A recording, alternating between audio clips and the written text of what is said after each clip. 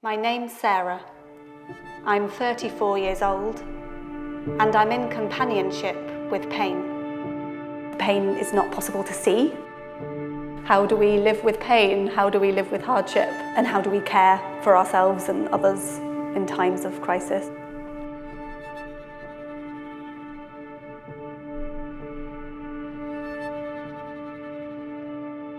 My kind of intention with the piece is to create a space where difficult things like pain are allowed to be there. Like just the power of that in itself, like personally for me, feels really important. So I've lived with chronic pain since I was a teenager.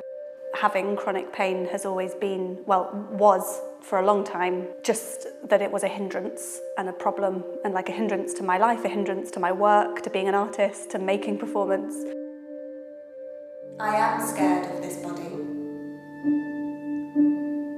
I am scared of its unpleasant ways, of its dizzying, threatening, and unpredictable ways.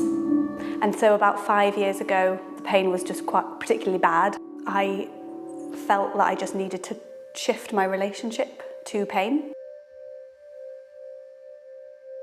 What if I embrace this experience creatively?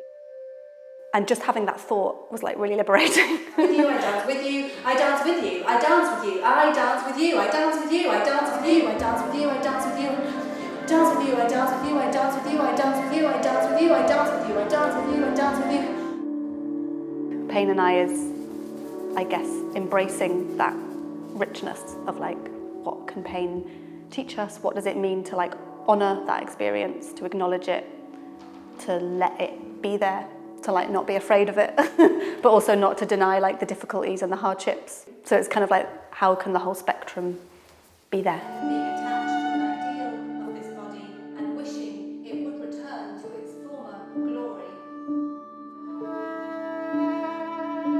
I am scared that I am to blame. That I could have I was immediately really drawn to the project, A, because it's really powerful, and I love work in general that's autobiographical and quite vulnerable. And as someone with chronic health conditions, I was really interested in the way that this performance looks at how we embrace pain and how we embrace living with things, and also how it affects performance. So there are 3 forms of the work, and each one is like a distinct artwork in its own right. The aim is for them to each be a full piece of work that is a full experience in itself. I can't remember what pleasure feels like. I can't remember what pleasure feels like. I can't forgive you. I can't forgive you. So the idea was always that it would be a live performance, and I knew that it needed to be a solo because I just had this need, I guess, to like really go into my relationship to pain. And what came from that is actually this idea of it being like a partnership.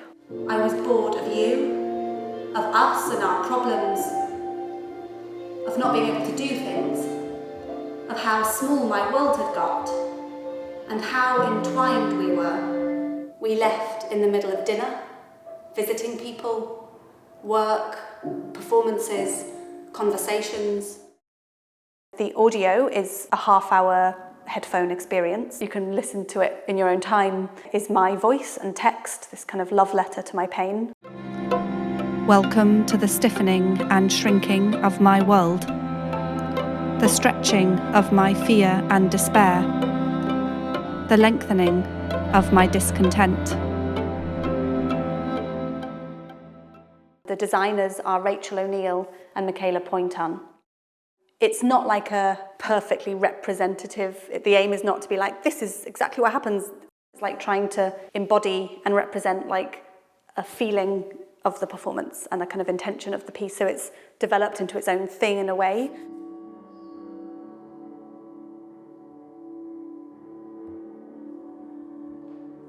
So in the R&D for the live version, It's been really wonderful to be in the space together, seeing the way that she moves and really being able to see her face and see the expressions that she has and how her body is moving as well, and being able to see that and then respond to that immediately. And I think the way that Sarah works as well is so interesting because it's about intention. She always talks about what's the intention for this section. What is the feeling that I want to give? What is the feeling that I want to sort of portray through my body? And so I was sort of like responding to that and thinking about like, well, what's going to bring that kind of lightness to it musically, or what's going to bring sort of feelings that are delicate, feelings of kindness and warmness, and things that are slightly more somber or like that give more space. And so it was really lovely working in that way, which is almost coming from not a specifically musical approach, but from a more conceptual and more abstract way.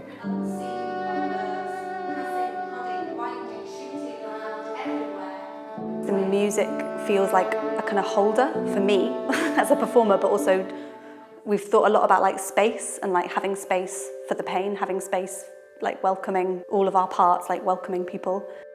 It's really about that relationship between the interior and the exterior body. Through audio and through the visual and through the live version is about Sarah externalizing this thing that's internal to her, and obviously so many other people as well. And so it was really thinking about how to create those feelings and how to create that sort of like intimacy, as well as sort of the vastness of the outside. Like the headphone version is going to be different on a technical level, and also in the way that you think about how do you make something feel close? How do you create a feeling of a more expansive space in that interior sort of listening in an exterior world? And then in the live experience as well, it's how do you still create that feeling of intimacy and closeness as well as being in this larger space together. There you are. Just how do we relate to pain, like whatever that pain might be, like grief or loss or mental health, or someone else's pain. What kind of spaces do we need to let us do that? And I guess I wanted a space to do that in, so I made this work. So I hope the audiences kind of, that there's like a spaciousness and a kind of kindness where we can like relate to things that are really difficult, but in a caring way.